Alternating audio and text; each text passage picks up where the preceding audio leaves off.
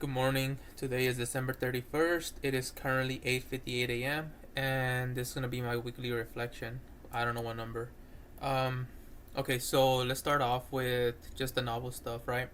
So I finished the first draft for the section um of the Earth Kingdom. I started on the Air Kingdom now, and currently writing the character. I have gone through. I'm about halfway through the character. I'm starting to go into the second half of the character, and currently I'm about over 20,000 words, which, from what I read, most novels are anywhere from, depending on the size of the book, it can be anywhere from, I don't know, 20, 30, 40. For small novels, and then you can go to bigger books that are anywhere from 40 to 80 or even more words. So, if you use that as a metric, I'm kind of there. The character's story is starting to be fleshed out. I've switched some things that I thought were going to be the way that it was going to be. And that's the whole thing about the process, right? Just go ahead and write it down, and as things come up or things change or you feel like you can refine it, just refine it. So that's where I'm at. Game development, I haven't really focused too much on it. If I'm being honest, I'm more focused on the novel than the game, but I did, pick some things on the game, and yeah, still going through that.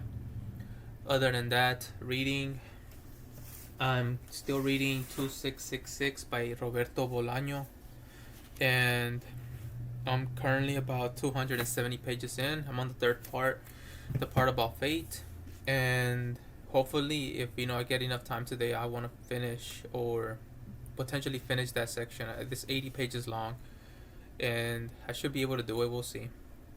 If not, I'll finish it. Whenever I finish it. Um, Other than that, I've been just doing stuff. Work, chores, whatever. That's just everyday kind of regular stuff.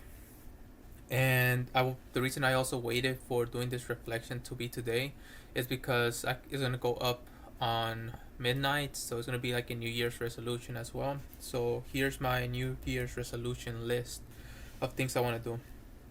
Right. So first and foremost, by the end of next year, I would like to have already published the novel. At the pace that I am going, I should be able to get the first revision done before somewhere around February, maybe. Like the first draft, go back and start working on the first revision. That's my goal, right? If things go really well, then I should be able to do it before the end of January, and start doing that. So as long as I don't get any roadblocks, it should be good. Um, I'm looking for a new job.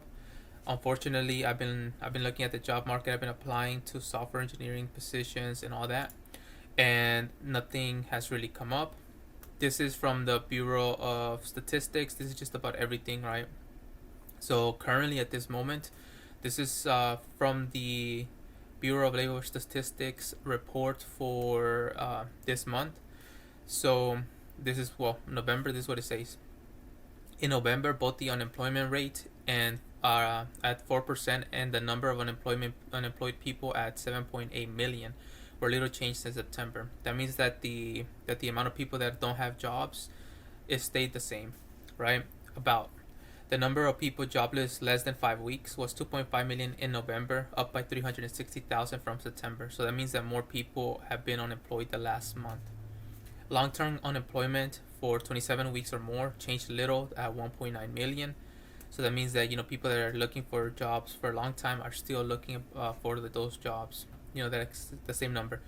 Next, the number of people employed part-time for economic reasons was 5.5 million in November, an increase of 909,000 from September. These individuals would have preferred full-time employment, but were working part-time because their hours had been reduced or they were unable to find full-time jobs.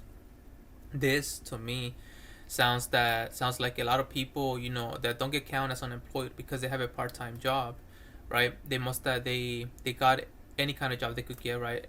Part-time hours, it might even be considered something, might be less than 15, 20 hours. Either way, they are forced to, and that's 5.5 million. That's crazy to me. And the number of people not in the labor force who currently want a job at 6.1 million in November. It was little change from September. So people that are looking for people that want a job, right, and they're not in the labor force, stayed the same. Next, among those not in the labor force who wanted a job, the number of people marginally attached to the labor force at 1.8 million in November was little change from September. These individuals wanted and were available for work and had looked for a job sometime in the prior 12 months, but had not looked for work in 4 weeks preceding this survey. So, to me, right, I might be wrong. I'm not a statistician for this, but for me, what that reads like is people have been looking for jobs, but it's the holiday season, right? You have Thanksgiving and well, whatever you celebrate, Christmas coming up, and a lot of people that were looking for jobs originally may now not be looking for those jobs because it is the holidays, right? So they're less likely to get a job at this time, or potentially they're just going and visiting family or something for the time. Could be. Still, you know, uh, this data doesn't show good numbers, doesn't show anything. And there's charts that show that it's been going up steadily from November 23rd, right? It's at that point it was like 3 point something, like 3.7 ish.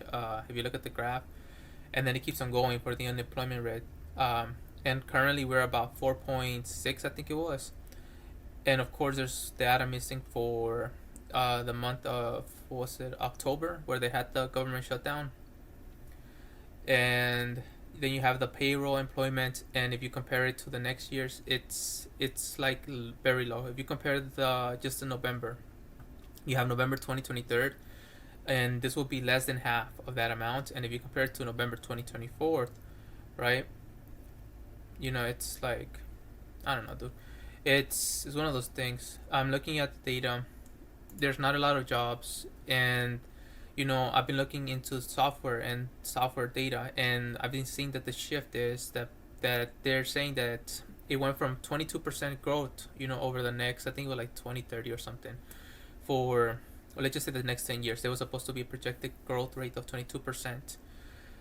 That has been reduced to 16% in the new estimates, of 15, 16%, one of those two, which is still higher than most professions, higher than most things, but it dropped down about 6.6%, right?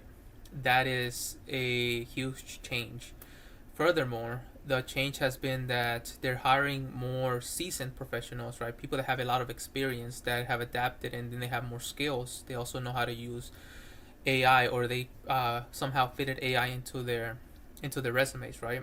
Because those are the ones that they're really hiring right now, right? And what I'm trying to get at is, it is very difficult to get into the industry. There has been more hiring slowly, right? Slowly starting to see companies starting to hire again instead of just freezing hiring altogether, which it could be a good sign. Maybe eventually we'll go back to normality.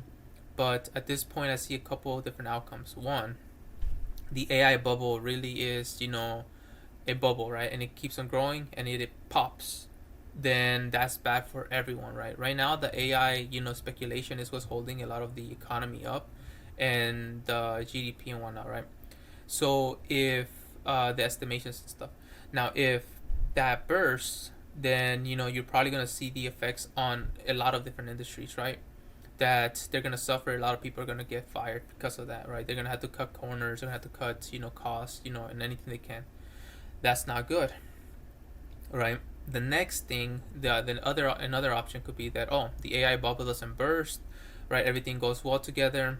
Well, then at that point, people that are in office related roles are gonna be seeing, a slow firing, or slow, reskilling them, restructuring, whatever, the company wants to call it. But basically, people are gonna either have to adapt, or they're gonna get replaced, in their positions, because as this technology matures and it actually, juicing out what it said it was gonna do, then those positions are gonna get more replaced. Instead of having one person that does, instead of having a team that does a whole, let's say job of 5-10 people, right? You can have one person that does it with tools that you already paid for, right? That are cheaper, that they can work any hours and all that stuff. Then companies are gonna do it. That's the unfortunate truth. Either way, that's the better one, but it's still kind of, it's not a good outcome, right? There's a third one, which which is like the optimist kind of look of it, right? Is that the AI tools do bring some value to the companies, but not as much value as they wanted to. Companies see that they still need to hold on to their employees. They start hiring more people back, but now we have new tools to use, right? It is not a big thing. It's not a huge change. It doesn't bring as much value as they thought, but it also doesn't cost a huge firing. That's what I would love for it to happen, but we don't know, right? So that's all. Just saying that basically, you know, I can't keep on. You can't keep on. Being hopeful and waiting for something to change. It might be a year, maybe 2, 3, 4, 5. Who knows? Before it changes, or it might never change back, right? It might just continue to adapt. That being said, I've been doing some research on things that I can do right now. From what my research and from what my understanding is that the jobs that are least affected for now at the very moment are jobs that are highly skilled and they're manual, right? Like they're physical work or work that you have to do in person, with your appendages. Yes, there's automation being worked on, right? Like always, but it is a lot more difficult to get those finer tunes done, right? And you still need to have some professionals, at least for the foreseeable future. That being said, these are some things that I've been looking into. Apprenticeships, right? So I can get an apprenticeship and work and study to get a trade down, right? A blue collar job. Some of the ones that I'm looking at is vehicle technician. There's diesel ones. There's for dealerships specifically, specific kind of brand, whatever. These are basically mechanics that are way more skilled in one particular type of vehicle, which they also get paid well. And there's some really good programs. Like Ford has some really good programs from what I've seen, and they will take about 2 years to complete the highest one that I saw for them. I think there might be some higher ones. Maybe I missed one, but at that point, you start working and you also complete your certification, or your associates, whatever you need during that process. So there's that one, vehicle technicians. There's also electricians, right? Working around putting electricity, either commercial, residential, stuff like that. That one's 4 years. But again, from the moment that you get there, you can get an apprenticeship. You're gonna get paid, while you go through school. And the actual school is only like one. From what I saw, it's like one class a week, 2 classes a week at most, right? Which is something that's manageable even with the full time job, right? And you learn your skills. You go through the process. You complete your thing. You make some money while you're doing it, which is fine, and then eventually once you become an electrician or whatever, then you make more money. And these jobs do pay well once you complete them, so why not? And if you're going to later on, if you get your own practice, your own business, or your own whatever, like you go do jobs for yourself as a contractor, there's good money to be had. um HVAC tech, similar thing. I think it's 2 years for HVAC tech, and also getting paid. Maintenance, service, right? And this one I'm talking about, you can work on mechanical, fixing up machines for manufacturing, warehouses, anything like that, right? Where they have automation, they have to have somebody that can fix those machines. So I can go and I can pivot into that, right? Like I said, I know about computers, so electrician, HVAC, all that, anything that uses more modern systems, or uses software that is more specialized, I should be able to adapt to it kind of quickly, hopefully, and just go in there. There's also oil and gas, right?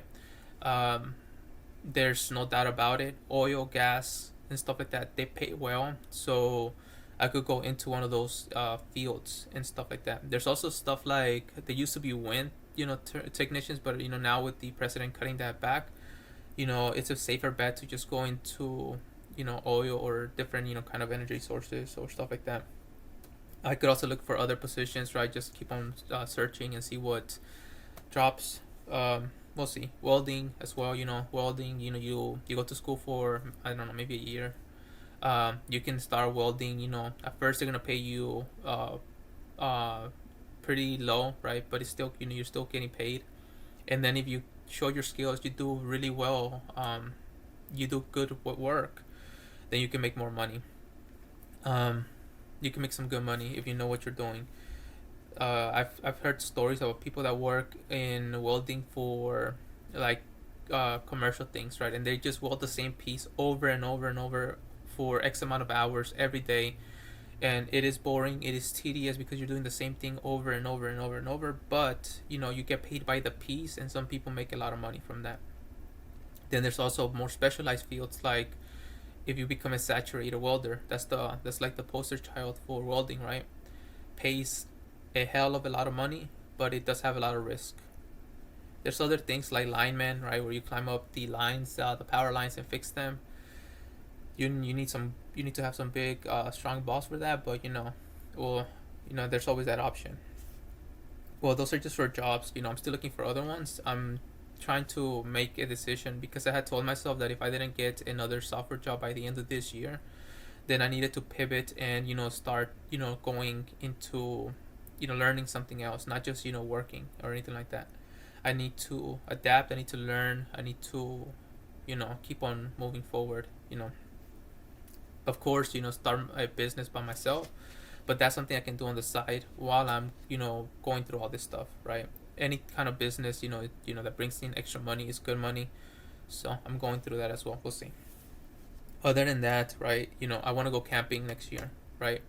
um what time, I don't know, but I do want to go to one of the national parks, one of them very beautiful nature reserves, and just go camping for maybe a week or so, 2 weeks, if I can get that off. um I put live life, but basically I'm very pragmatic and introverted.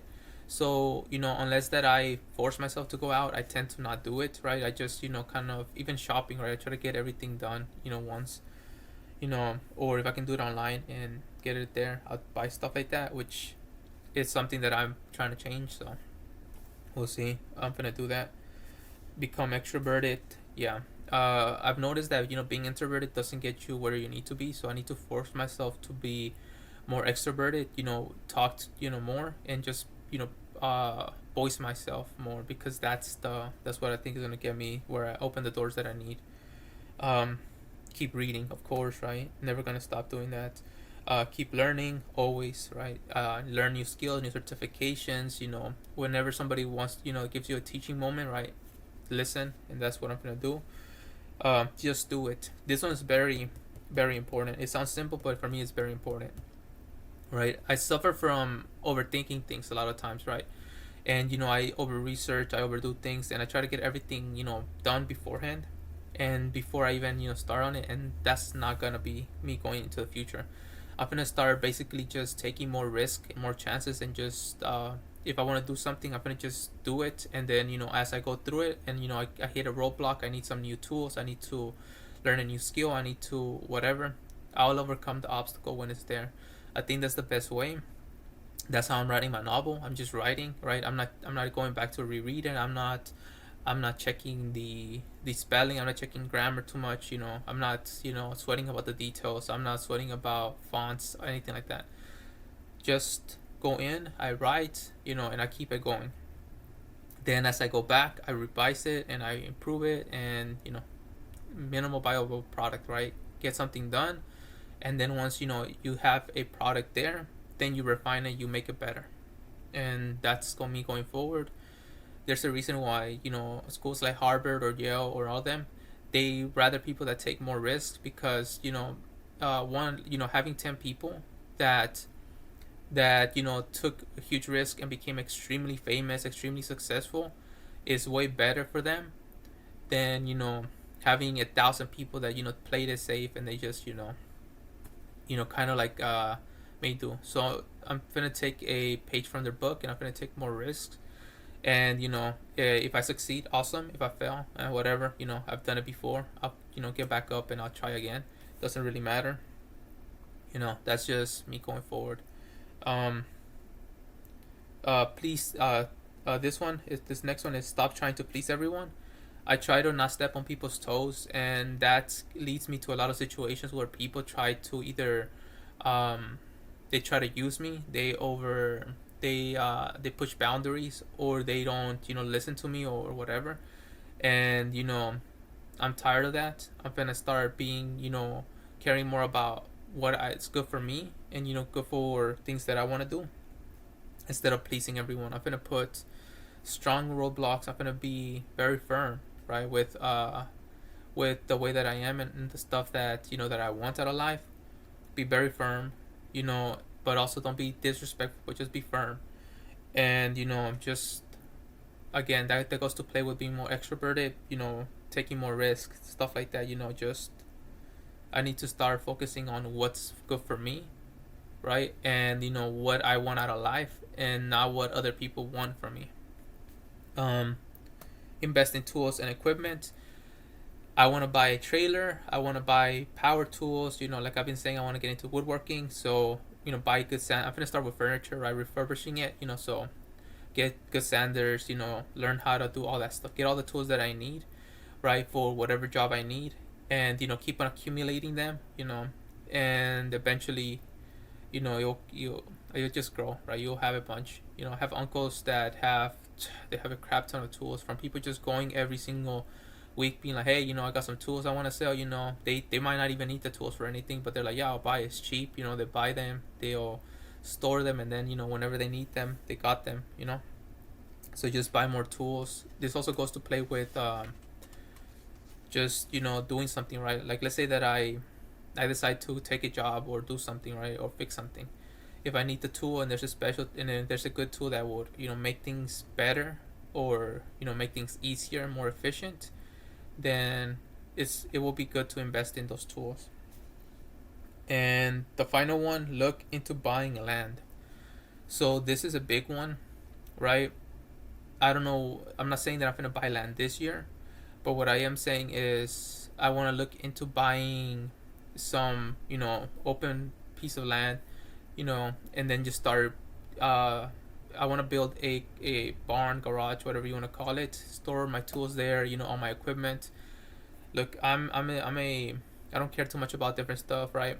I would like to build a house there or something. That'd be cool, but honestly, as long as there's water, and then there's a toilet, shit, I'll sleep in a garage. I don't care, right? I'll buy build a barn or something. A barndominium, whatever they call them, or build a garage, and then from there, I can have all my tools, all my equipment, and in the corner somewhere, I can just put a mattress or a couch or something and sleep there. I don't care. So just buying land, location, location, location. Buy it in a good spot, right? Less issues with people, less issues with everything, right? You is you, and yourself in your land. And if you get a good sizable land, you probably won't see people that often, there, and it's gonna be a more relaxed living for me, more peaceful. But it's something that I'm looking. I don't even know if I'm gonna buy it in Texas. More than likely I am, but there's a couple things that are in the air right now that might not let me. Either way, look for land, see what states have the best vistas, best look, to it. I like forests.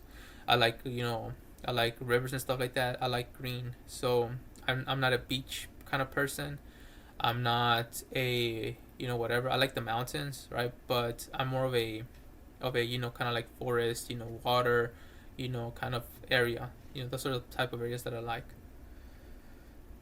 Not too much the flatlands, but I know that they're better for growing, planting, just building anything. But I don't know, if you're gonna live there for the rest of your life or something, might as well make it into a place that you actually like. But yeah, that's pretty much the biggest things, right? Continue working on the novel, decide on a trade, or what's my next goal. And that's gonna happen soon, because I'm not gonna hesitate. A lot of these trades, every couple weeks they'll start opening position for apprenticeships and all that stuff. So I need to make a decision and see which one I like more. Currently, the top ones for me is either a technician for vehicles, right? I like working on cars. I've always liked cars. I like. I know that I can use the computers. I know that I can learn those stuff. I'm sure I can. Have it. I know I can do some of the stuff. Electrician, that one would be a good one. I find it interesting, and I would not mind going into it. And maybe a technician for just kind of any kind of equipment, right? I can specialize, I can learn. That's not a problem, you know. But I would wish that companies hired more on just starting off, like, hey, I'm new, and then they taught you based on the equipment that they had. But a lot of companies, they kind of do that, but they don't, right? You need to still go get a certification or whatever, which is fine. Just whatever. So novel, a new job, camping, just go out, be more extroverted, keep on doing the stuff that I'm doing currently, but just become better. Stop trying to please everyone, buy more tools and equipment, and look into some good locations for land. Those are my resolutions for the year, right? Even though they're not really New Year resolutions, because a lot of this stuff has been on my mind for a while now. And yeah, it's just I'm gonna start, keep on doing it. And yeah, I think that's pretty much it. I had a good Christmas, ate a lot of tacos, you know, and yeah, it was a good time. Now, today is New Year's. Well, it's gonna be New Year's later on, but today's it's gonna be that. So this video should go up around midnight, and yeah, we'll look back again and see sometime in the future how far we made it through with our goals. But so far, so good. So see ya next reflection.